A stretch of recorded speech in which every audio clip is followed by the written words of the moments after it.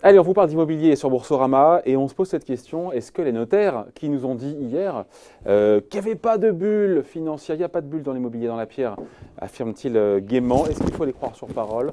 On en parle avec l'ami Christian Saint-Etienne, bonjour. Bonjour. Qui remet son petit micro parce que... L'ami qui vient de perdre son micro. Parce qu'il fait n'importe quoi avec son veston. Il a fait un geste et c'est ça bien. marche, voilà. Christian Saint-Etienne, donc, qui est avec nous. Merci. Merci. Applaudissements. Bon, professeur d'économie, évidemment, au CNAM. Les prix, on le sait, dans l'immobilier, on l'apprend à personne, c'est pas un scoop. Ils sont au top. Les notaires nous disent 3% de hausse sur un an glissant, troisième trimestre 2017 à troisième trimestre 2018. Ils disent, voilà, il n'y a pas de bulle en France sur la pierre. En même temps, j'ai envie de dire, pardon, mais ils sont jugés partis, c'est pas eux qui vont nous affoler. Comme ça, en agitant le chiffon rouge, ils vont pas scier à la branche sur laquelle ils sont assis. Donc, ils sont jugés partis, donc on prend ça quand même avec distance. En réalité, sur la bulle immobilière, on a deux France. Hein. Non, mais avant les deux France, on va y venir. Non, mais sur la bulle. Écoutez ce que nous disent les notaires, alors qu'eux-mêmes profitent via les droits de mutation. J'allais simplement dire que sur Paris, Bordeaux, Toulouse, il y a notamment Bordeaux en début de bulle immobilière. Sur tout le reste de la France, il n'y en a pas. Donc le diagnostic des notaires... Mais eux, ils disent que sur Paris, il n'y a pas de bulle non plus. Oui. Ils ont dit que ça piquait un peu. Non, ça chauffe un peu, ils ont dit. Ça chauffe un peu. Oui. L'euphémisme, on appréciera. Non, mais juste sur leur positionnement. Il y a un doublement de prix en... Non, mais est-ce qu'ils se sont les bons acteurs pour faire un diagnostic quand on écoute la Banque de France, éventuellement? Mais les notaires, est-ce qu'on les salue au passage, mais c'est juste que, voilà, eux, ils n'ont pas intérêt à nous dire que ça va s'effondrer, quoi. C'est comme les agents immobiliers, je veux dire. Non? Je ne dirais pas que ce ne sont pas des mauvais indicateurs, parce que...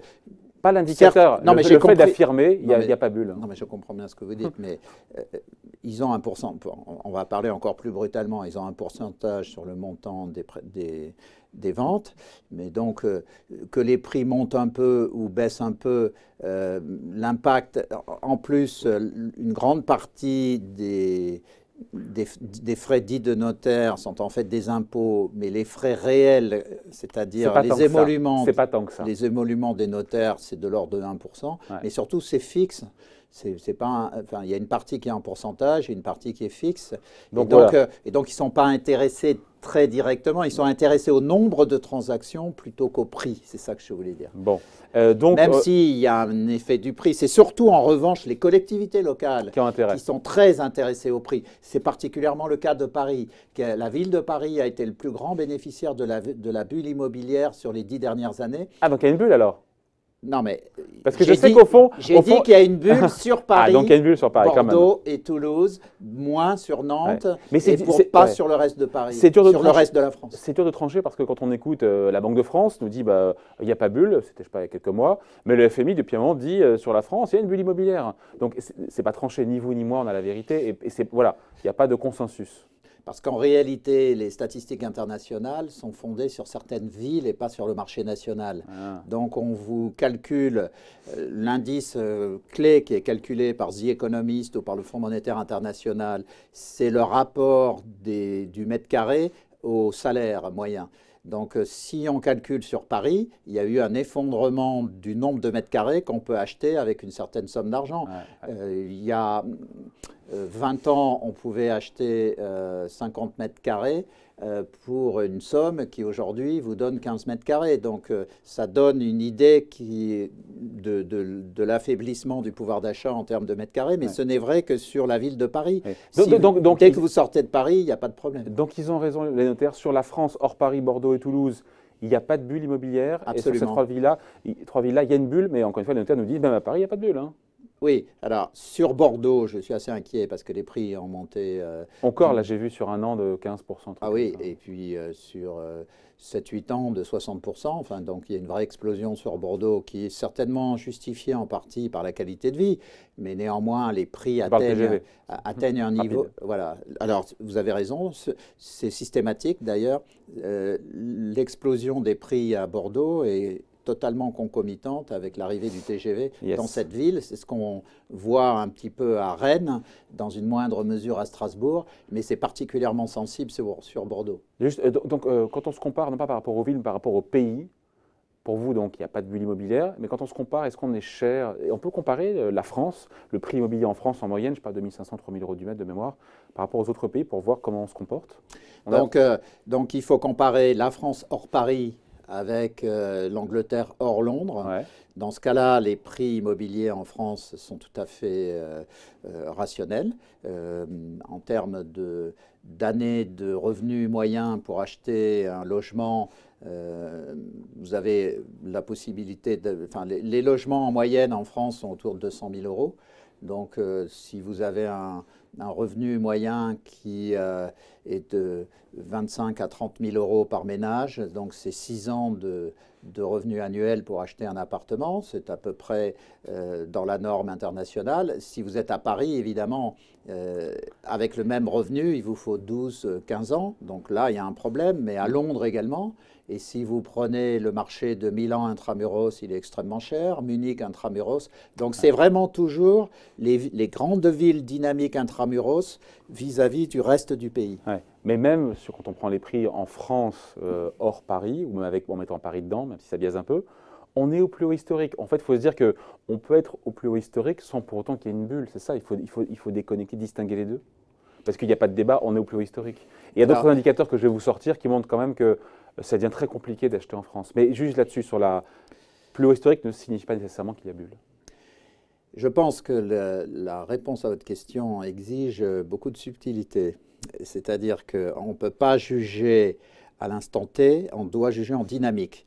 En réalité, quand on dit qu'il n'y a probablement pas de bulle, c'est qu'on pense que le marché va rester cher, et le marché va rester cher parce qu'on pense qu'on ne va pas assez construire sur toutes les années qui viennent pour répondre à la demande potentielle.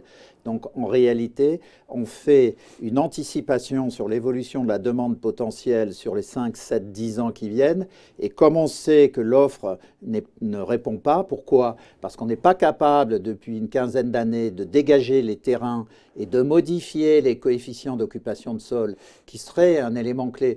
Pourquoi, au fond, Paris est si cher? C'est parce qu'on n'a pas réussi à remonter les coefficients d'occupation des sols dans les 10 km. Ça dépend des municipalités. Dans certaines, on peut construire en hauteur et qui acceptent des oui, très R+1, mais R+2. Très peu. Dans beaucoup de villes hors du périphérique, le coefficient d'occupation des sols est à 2. Et si vous présenter des projets qui se rapprochent du 2 ou du 3, c'est quoi, il faut expliquer, un COS de 2, ça veut dire quoi? Sur un terrain de, on va dire, 100 mètres carrés ou 1000 mètres carrés, on peut bâtir? Vous pouvez bâtir plus ou moins en hauteur, donc en fonction de l'autorisation qui est donnée, mais normalement, on devrait avoir des COS de 5, 7, c'est-à-dire, pour faire simple, l'idéal, c'est d'avoir des immeubles de 5 à 7 étages dès qu'on quitte le périphérique. Ouais. Or, dans la plupart des villes de banlieue, les maires préfèrent des maisons individuelles parce qu'ils pensent que c'est plus favorable à leur réélection.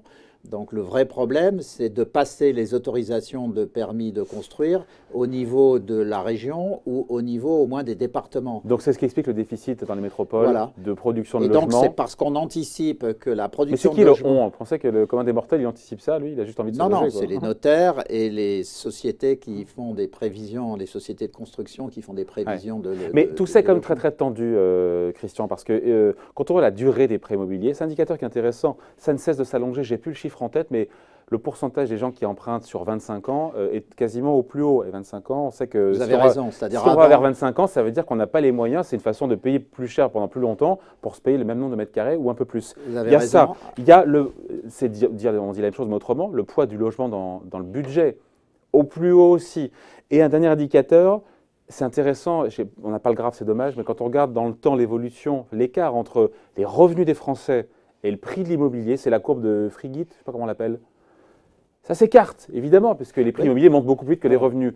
Mais ce n'est pas intenable, au bout d'un moment, d'avoir encore une fois des Français qui voient une déconnexion de plus en plus forte entre ce qu'ils gagnent et le prix du mètre carré. Vous mettez là le doigt sur la question stratégique du logement pour les 20 prochaines années.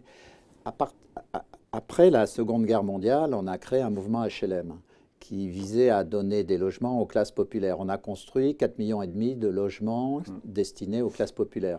Le moment est venu de faire l'équivalent en HLI, c'est-à-dire en habitation de logement intermédiaire.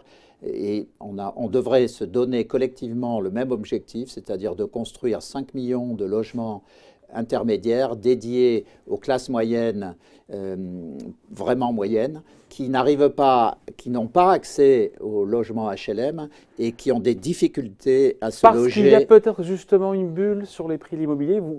La solution qu'ils préconisent, que vous préconisez, c'est de construire des logements. Mais c'est parce qu'aujourd'hui, c'est trop cher. Et donc... Oui, mais la raison essentielle de la hausse des prix, c'est la rareté des terrains et de la construction. Donc la seule réponse rationnelle, c'est une politique volontariste de la puissance publique pour aller dans cette direction. Si ce n'est que c'est depuis 20 ans, gauche et droite confondues, on a eu une approche extrêmement idéologique qui s'est traduite notamment par la loi qui exige d'avoir 25% de logements HLM dans les communes.